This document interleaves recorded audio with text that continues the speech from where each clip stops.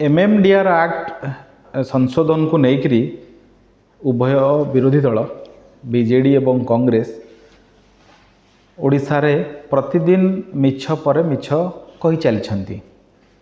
ओडिशार राजस्व हानि हम, ओडिशार आर्थिक क्षति हम, एमती प्रतिदिन ये दुई राजनीतिक दल विभिन्न गणमाध्यम रे वक्तव्य रखुंट।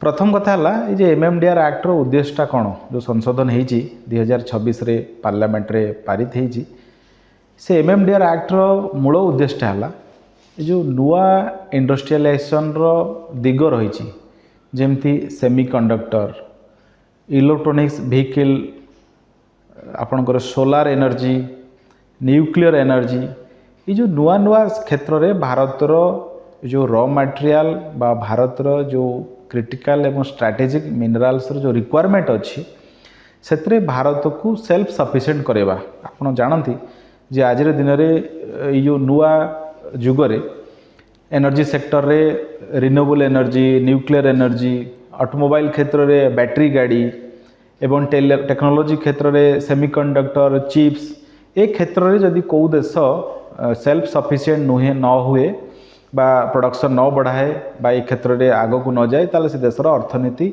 पछर रही जीवो।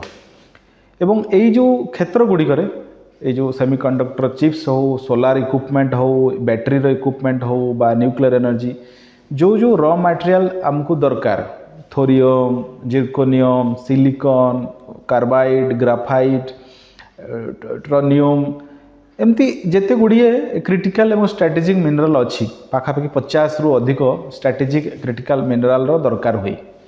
एवं ये सबू ये जो रिक्वायर गुड़िक, जो रॉ मटेरियल गुड़िक बा ये जो माइनिंग मटेरियल गुड़िक आज भी भारत पाखे जदिও आम पाखे सोर्स अच्छी, माटी तले आमर अच्छी, किंतु एपर्यंत भारत यार प्रोडक्शन सफिशिएंटली करिवार सक्षम ही ना। एबे भी ये रॉ मटेरियल गुड़िक पाई भारत विदेश उपर निर्भरशील अच्छी। प्राय 50 रु अधिक मटेरियल भारत प्रति वर्ष इंपोर्ट करुच्ची बाहर। एवं आप जानते जो प्रधानमंत्री मोदी जी जो विकसित भारत लक्ष्य रखिंट से सेमीकंडक्टर इंडस्ट्री को 2030 सुधा 500 बिलियन US$ रे पहुँचाई लक्ष्य रखिंट। सेमती 2030 सुधा आमर सबू ऑटोमोबाइल माने प्रति वर्ष पाखापाखि 30% नुआ गाड़ी बैटरी चालित गाड़ी हम ए प्रकार लक्ष्य रखाई। सेमती सोलार एनर्जी क्षेत्र में 280 गीगावाट टार्गेट फिक्स कराई, न्यूक्लियर एनर्जी रे 100 गीगावाट टार्गेट फिक्स कराई।